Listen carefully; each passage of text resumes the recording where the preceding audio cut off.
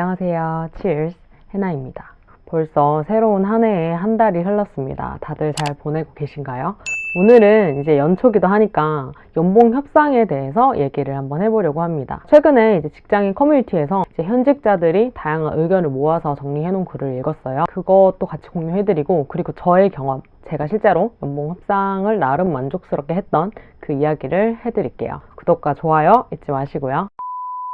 말하기 전에 예외 케이스가 있어요. 연봉 협상이 아니라 사실 연봉 통보식인 그런 곳들. 대부분 좀 대기업이나 공기업 이런 규모가 큰 데서는 대표님과의 1대1 협상을 하는 자리가 주어지지조차 않잖아요. 그런 곳은 논외로 하고, 연봉 협상 타이밍에 이제 대표님이랑 1대1로 협상이 가능하신 분들이 참고하시면 좋을 것 같습니다.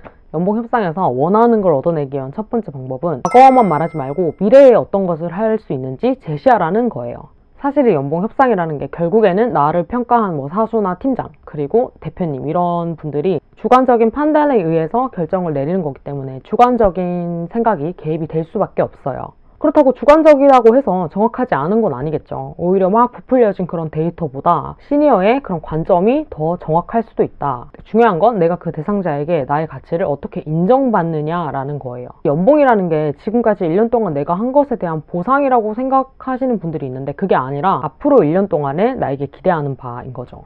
즉 미래 가치에 대한 책정입니다. 다음 해에는 어떻게 이 회사에 기여할 수 있는가, 내가 왜 어떻게 이 회사에서 더 인정받을 수 있는 사람인지, 그 가치, 포텐셜에 대해서 스토리 라인을 좀 짜서 그렇게 협상에 임하는 게 훨씬 더 효과가 좋을 수 있다는 말이에요. 두 번째는 객관적인 데이터로 핵심만 뽑아내기입니다.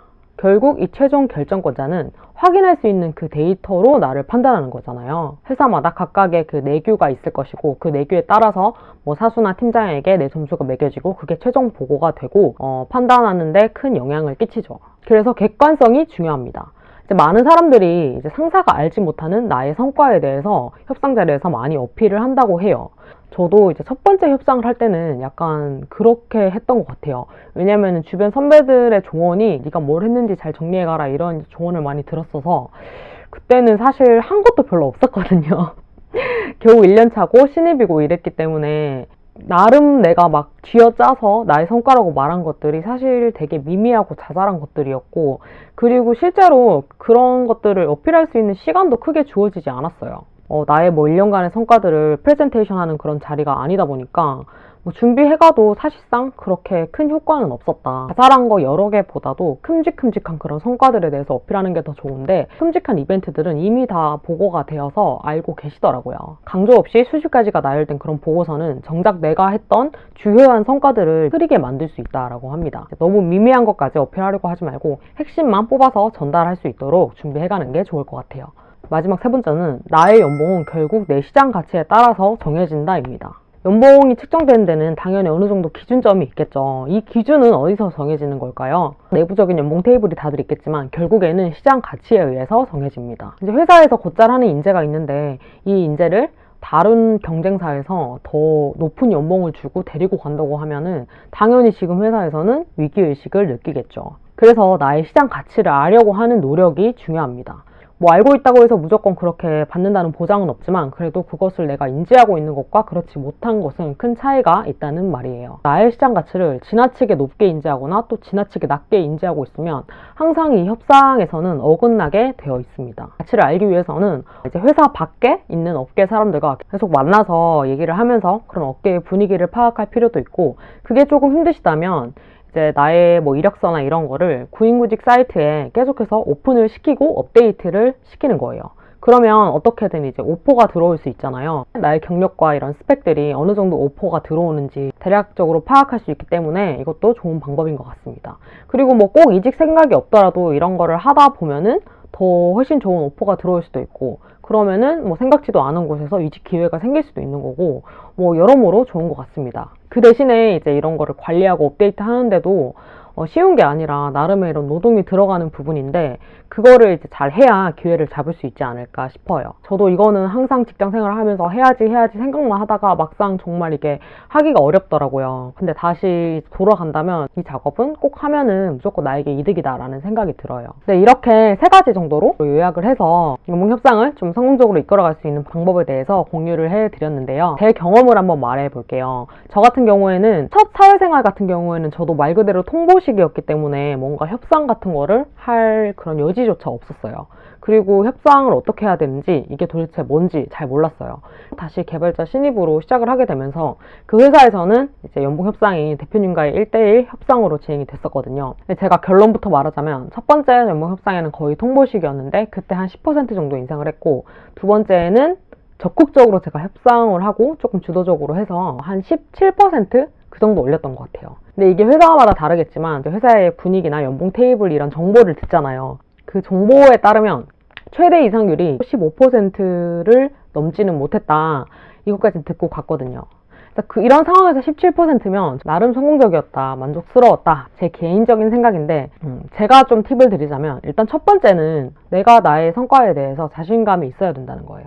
저는 사실 통보식으로 받았던 첫 번째 연봉 협상 때는 자신감도 없었고 물론 열심히 하기는 했지만 열심히 한 거에 비해서 그만큼 이제 성과가 따라주질 않았었거든요. 그걸 저도 인정을 했기 때문에 연봉 협상에서 딱히 어필을 잘 못했었던 것 같아요. 근데 이번에는 제가 그래도 작년에 비해서 정말 많이 늘었다, 그리고 혼자 할 수 있는 것도 많이 생기고 앞으로도 계속해서 성장할 거고 또 점점 가속도가 붙을 거다, 이런 식으로 조금 이런 식으로 좀 포부 있게 자신감 있게 말씀을 드렸던 것 같아요. 실제로 진짜 자신감이 넘치고 막 그랬던 건 아니지만 그 시간에는 좀 그렇게 하는 게 어느 정도 필요하다고 생각을 해요.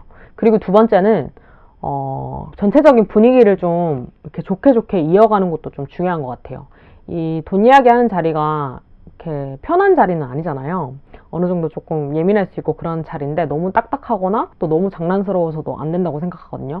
약간 적정선을 유지하면서 이렇게 계속 웃음기를 띠면서 돈 더 달라 이 얘기를 조금 더 웃으면서 좀 분위기 좋은 환경에서 하면은 효과가 좋지 않을까라는 생각입니다. 그리고 시장 가치라는 말을 했는데 마침 제가 연봉 협상하기 직전에 개발자 연봉 대란이 일어났었어요. 그래서 이것도 어떻게 보면은 타이밍인 거잖아요. 그래서 이제 사회 현상에 대해서 잘 써먹는 것도 좀 좋은 전략이 될 수 있는 것 같거든요. 그 부분도 좀 긍정적으로 작용을 했던 것 같아요. 마지막, 이게 제일 중요한 부분인데, 그래서 얼마 올려주실 건데요. 그래서 몇 % 인상을 원하냐, 이렇게 본격적인 협상으로 들어갈 텐데, 첫 번째 팁은 목표하는 금액보다 무조건 높게 부르라는 거예요. 원래 목표했던 금액을 그대로 불러도 이제 깎일 리스크가 너무나 큰데, 그래서 조금 더 높게 부르면 거기서 이제 서로 조율을 하는 척 하면서 나는 원래 목표했던 금액을 이제 가져가는 거죠. 저도 원래 20%를 딱 불렀거든요. 정확히 작년 인상률의 2배를 원합니다, 이렇게 말했어요.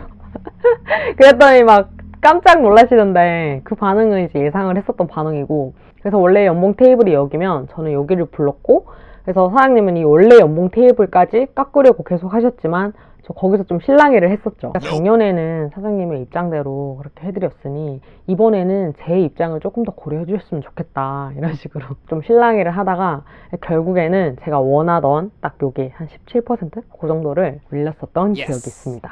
그래서 1년 전과는 아주 다르게 1년 전에 저 사인할 때 진짜 막 우울하게 사인을 했었거든요.